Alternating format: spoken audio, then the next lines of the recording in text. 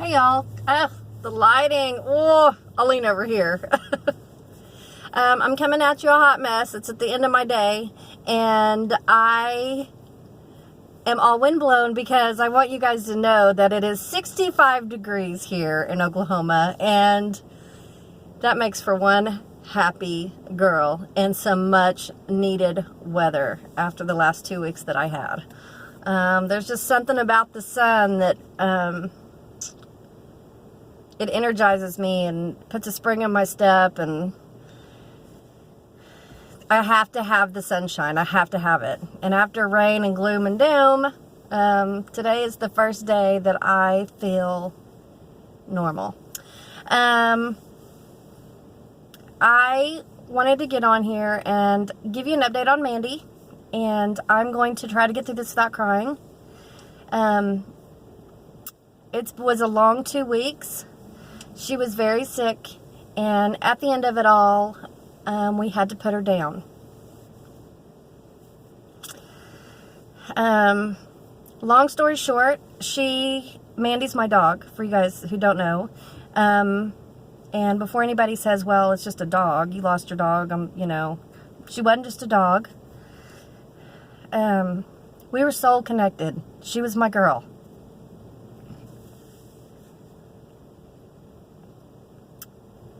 She was my girl. And she came at a time where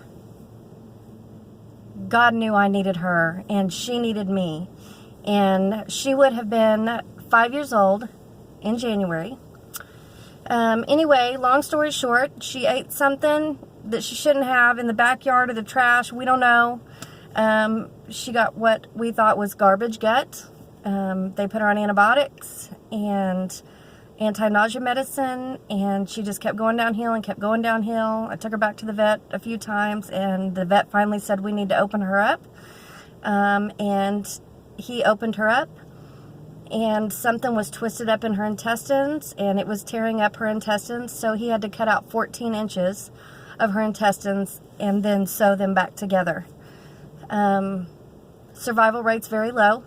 He said, expect the worst, but hope for the best.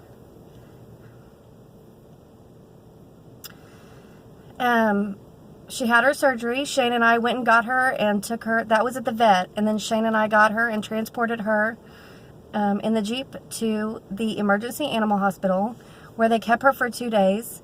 And she just continued to go downhill.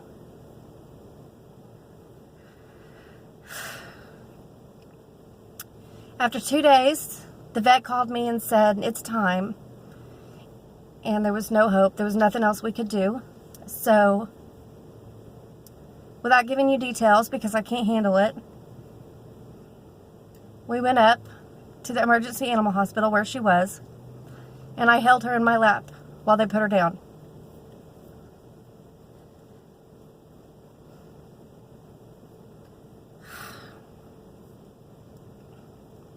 It was one of the hardest things I've ever gone through in my whole life. They kept her body up there because that was on the 23rd. We had to put her down. Christmas was in 2 days. And I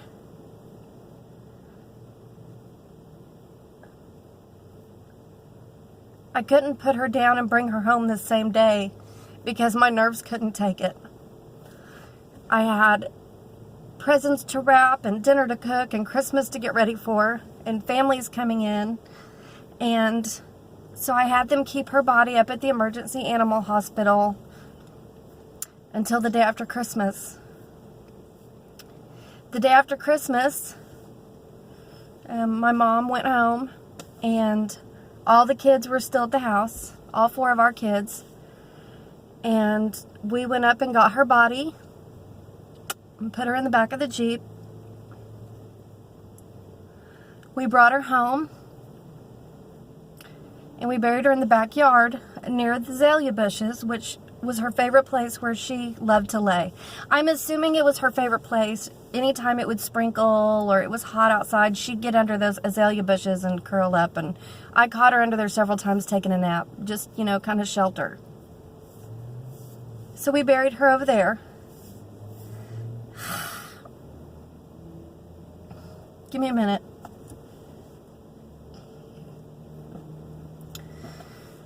Riley got a rock, a garden paver, and made her a really pretty headstone and painted it green and put a rainbow and flowers on it. If you're friends with me on Facebook or Instagram, you've seen it. I wrapped her, before we buried her, I wrapped her in a brown blanket that she curled up with, which you can also see on Facebook and Instagram. While she was sick, she stayed wrapped up in this blanket the whole time because she was cold. And I put her in front of the space heater and wrapped her up in a blanket. And so, to bury her, I put her back in that blanket.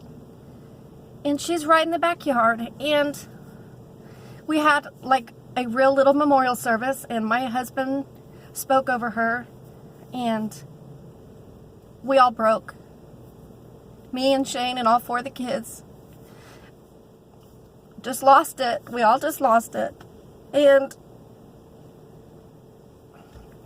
we put her in the ground. And I started to feel better the next morning, which was yesterday. But today is the first day I feel, well, I thought I did. I had a pep back in my step, and I was starting to get used to this new normal. The thing that tore me up after we buried her yesterday was, or the day before yesterday, was, it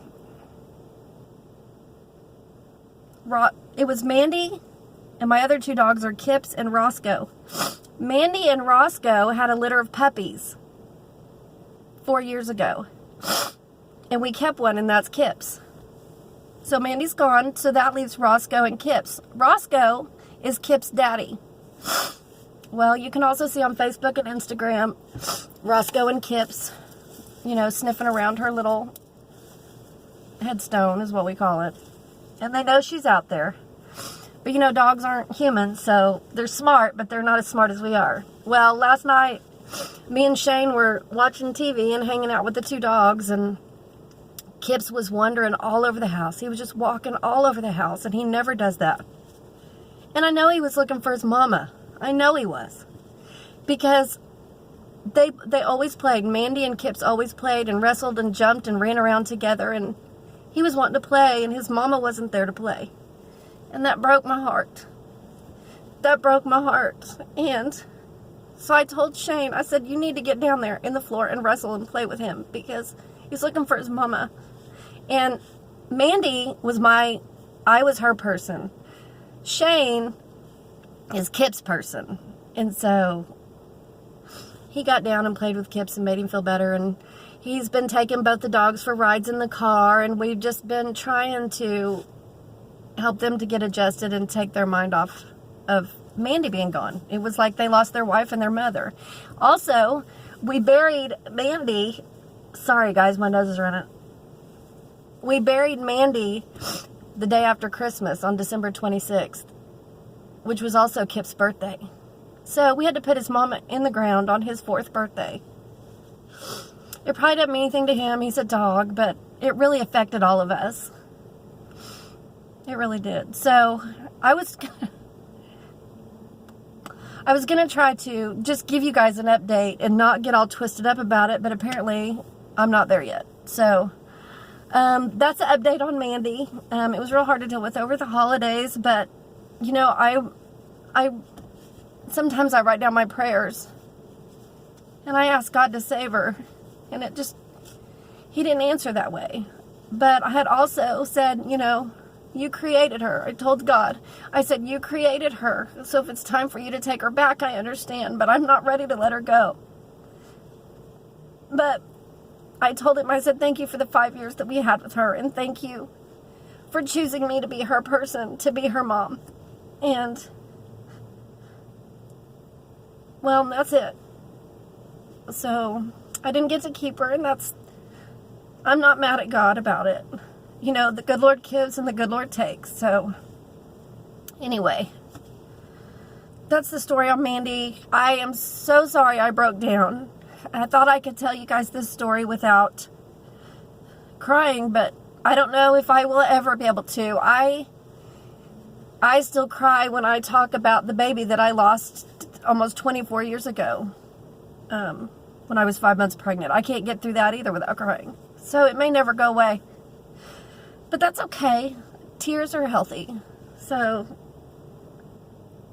I hope you guys had a beautiful Christmas, even through the midst of all this. My mom was here, and I had all the kids, and my cousin Deidre, and we had a beautiful time. We had a beautiful time, and I'm so grateful that my family was around me and us, because we all leaned on each other. It was so hard on all of us, and we all just, you know, held each other up. So it's a new normal, and we just have to get used to that. And I want to say thank you to everybody. I know I've been talking about Mandy for 2 weeks, but she was my baby girl, and I'll talk about her as long as it takes. I'll probably talk about her the rest of my life. But I want to say thank you to everybody who prayed for her, and who cried with me, and who talked to me, and who messaged me. You guys were unbelievably, amazingly supportive, and you have no idea how much that helped me. So I just thank God for each and every one of you. Every day I thank God for you. So I hope you guys had an awesome Christmas. I hope that you have an awesome Happy New Year. And the next video I do, I hope I'm just going to do a fun, happy, normal Walmart haul. Or Dollar Tree or something. So I love you guys. The Lord loves you more. And you have no idea how much I appreciate you. We'll talk to you soon. Bye.